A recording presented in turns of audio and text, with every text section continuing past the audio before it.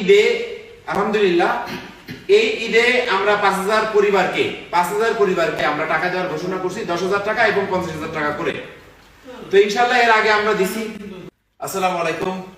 আপনারা যারা এই ভিডিওটি দেখবেন সবার প্রতি রইল দোয়া ও ভালোবাসা। দেখেন অনেক জনে অনেক কথা বলতেছে এবং বলছেও, তাদের কিন্তু আমার কোনো কিছু যায় আসে না।